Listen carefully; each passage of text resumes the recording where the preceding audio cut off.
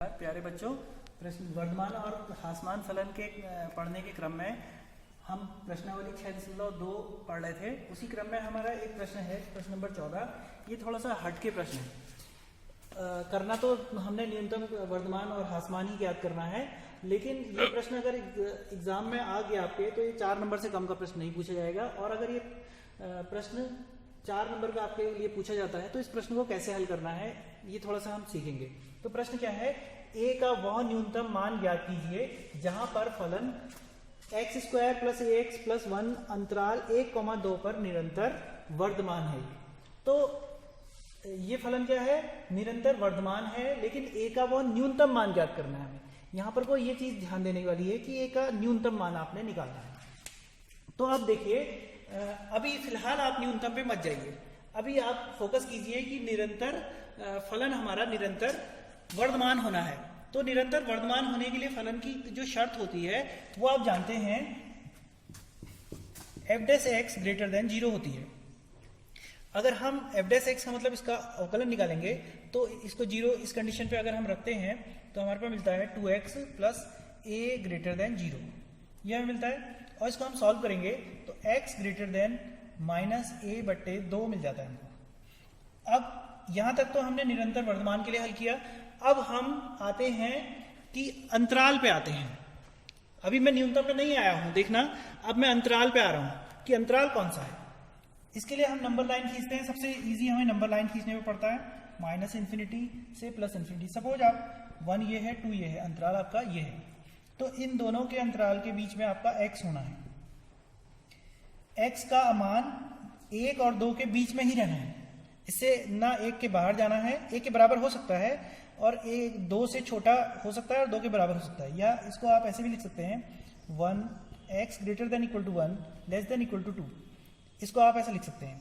अब हम आते हैं न्यूनतम मान पे, a का वह न्यूनतम मान है ना। अब आप देखेंगे a का वह न्यूनतम मान मतलब x पे डिपेंड करता है। a का वह न्यूनतम मान x पे निर्भर करता है कि x का क्या मान आएगा, उसी के मान के अकॉर्डिंग आपका a का मान आता है, न्यूनतम आए चाहे अधिकतम आए। अब देखिए, न्यूनतम मान आपके पास इंटरवल 1 और 2 के बीच में है। तो 1 और 2 के बीच में आपका जो न्यूनतम मान आएगा वो 1 के पास में आएगा, सीधी सी बात है। क्योंकि अगर 1 से अगर आप दाएं तरफ को बढ़ेंगे तो मान बढ़ते चले जाएगा और सबसे कम मान 1 के बराबर है। तो हमारे पास जो -a/2 है, ये x > 2 है ना, तो ये > 2 आएगा आपके पास, और x का मान > और ये 1 के बराबर आ रहा है। तो आपके पास क्या आएगा, x का मान, हाँ ठीक है, हो गया, 1 से ग्रेटर देन है। तो इसको सॉल्व कर लेंगे हम। a > 2 क्रॉस मल्टीप्लाई से वहां चले गया, या -1 से हम गुणा कर देंगे तो इनइक्वालिटी बदल जाएगी, -2 आ जाएगी, इनइक्वालिटी चेंज हो जाएगी और माइनस इधर से ले आएगा। तो हमारे पास ये, इसका मतलब क्या है, a लेस देन है, a छोटा भी हो सकता है और बराबर भी हो सकता है -2 के। तो इस कंडीशन से हमें मालूम पड़ रहा है कि a बराबर भी हो सकता है 2 के, -2 के। तो न्यूनतम मान यहां पर को हमें न्यूनतम मान लेना है किसका, a का।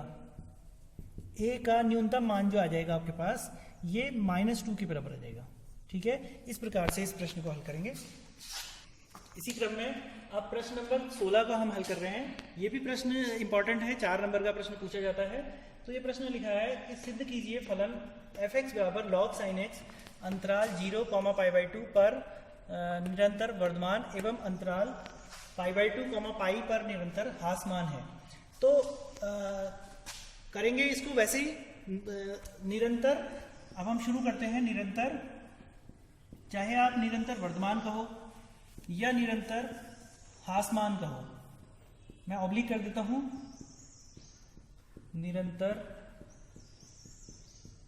निरंतर वर्धमान अथवा निरंतर ह्रासमान के लिए आपको क्या करना होता है, सबके लिए एक ही काम करना होता है आपको कि f' का मान ज्ञात करना होता है, का मान ज्ञात करना है। ठीक है, इसके लिए आपको f' का मान ज्ञात करना है। तो मैं पहले f' का मान ही निकाल लेता हूं, फिर बाद में हम आगे बढ़ेंगे। तो f' हमारे पास आता है d/dx of log sin x। ये चेन रूल से इसको श्रृंखला प्रक्रिया से हम हल करेंगे। तो log, इसको t मान लेंगे, log t, तो ये हो जाएगा 1/t यानी 1/sin sine x d by d x of t, यानी d by d x of sine x. तो ये आ गया आपके पास साइन एक्स का कॉस एक्स हो जाएगा, तो 1 sine x into cos x, तो ये हो जाएगा कॉस एक्स बट्टे साइन एक्स, तो ये हो गया कॉट एक्स, यानी आपके पास एफ डैश एक्स का मान आ गया कॉट एक्स के बराबर। तो पहली कंडीशन आती है निरंतर वर्धमान के लिए हम निकालते हैं, निरंतर वर्धमान के लिए हमें सिद्ध करना है कि अंतराल इतना होगा, ठीक है, और निरंतर हासमान के लिए अंतराल इतना होगा। तो हम निरंतर वर्धमान के लिए एफ डैश एक्स को ग्रेटर देन 0 रख देते हैं, यानी हमारे पास कॉट एक्स ग्रेटर देन 0 हो जाता है। आप जानते हैं कि कॉट एक्स ग्रेटर देन 0 कब होता है? अगर आप इस तरीके का ग्राफ आपने पढ़ा होगा कक्षा 11 में, तो आपको पता होगा 0 π/2 पाई 3 π/2 और 2 पाई, ठीक हो गया। तो अगर हम अब पाई से आगे को हम नहीं बढ़ते, क्योंकि हमने प्रूव ही नहीं करना है पाई से आगे को, तो हमारा इतना ही आया समझ। तो यहाँ ऑल पॉजिटिव होते हैं, आपको पता है सारे ट्रिग्नोमेट्रिक फंक्शन यहाँ पॉजिटिव हैं। यहाँ केवल यहाँ कौन सा पॉजिटिव होता है? यहाँ साइन पॉजिटिव, ठीक है, यहाँ कॉस पॉजिटिव, यहाँ टेन पॉजिटिव, ठीक हो गया। तो अब यहाँ पर को आपके यहाँ ऑल पॉजिटिव आ रहे हैं आपके पास, है ना। तो यहाँ पर को कॉर्ड भी पॉजिटिव होगा, जब ऑल पॉजिटिव होंगे तो कॉर्ड भी पॉजिटिव होगा। तो इंटरवल क्या मिल गया आपके पास? तो अंतराल मिल गया x बिलोंग्स टू, तो क्योंकि यहाँ साइन पॉजिटिव है तो कॉर्ड नेगेटिव होगा यहाँ पे को, तो हम ये वाला अंतराल नहीं ले सकते। यहाँ और यहाँ क्या हो रहा है, हमें इससे कोई मतलब नहीं, क्योंकि हमने प्रूव ही 0 से π/2 और π/2 से पाई के बीच में करना है। तो x बिलोंग्स टू, इसके हिसाब से पॉजिटिव के हिसाब से x बिलोंग्स टू हमारे पास आ गया 0 to π/2। ये सीधी सी ये पहला पार्ट प्रूफ हो गया हमारे पास। सेकंड पार्ट प्रूफ करना है हमने निरंतर हासमान के लिए। निरंतर हासमान के लिए हमने प्रूफ हम बाद में करेंगे। कंडीशन लिखते हैं पहले, F dash X less than 0 होती है कंडीशन। तो F dash X cot X है, तो आपके पास कॉट एक्स लेस देन 0 हो जाएगा। कॉट एक्स नेगेटिव, अब कॉट एक्स नेगेटिव को फिर से ग्राफ में देखते हैं। यहाँ आप देखें तो यहाँ पर को आपके कॉट एक्स पॉजिटिव है, तो कॉट एक्स नेगेटिव यहाँ पे को नहीं होगा, सीधी सी बात है। तो कॉट एक्स दूसरे वाले इंटरवल में, दूसरे वाले चतुर्थांश में कॉट एक्स को नेगेटिव, कॉट एक्स आपके नेगेटिव मिल रहा है, साइन एक्स पॉजिटिव मिल रहा है, साइन का उल्टा कोसेक पॉजिटिव मिल रहा है, लेकिन बाकी सारे ट्रिग्नोमेट्रिक फंक्शन इसमें नेगेटिव हैं। तो उनके साथ ही कॉट एक्स भी, यानी कॉट भी नेगेटिव है। तो हमारे पास इंटरवल क्या मिल जाता है आपके पास? पाई से π/2। तो हमारे पास एक्स बिलोंग्स टू इंटरवल मिल जाएगा पाई से पाई कॉमा नहीं π/2 से पाई, π/2 पाई। तो हमारे पास ये इंटरवल मिल जाएगा। यही हमने सिद्ध करना था। तो इस प्रकार से हम बच्चों, इस प्रकार से हम निरंतर वर्धमान और हासमान के फलनों को हल करते हैं बिना किसी कठिनाई के। सबसे पहले आपने एफ डैश एक्स को निकालना होता है, उसके बाद आपने प्रश्न के अनुसार काम करना है।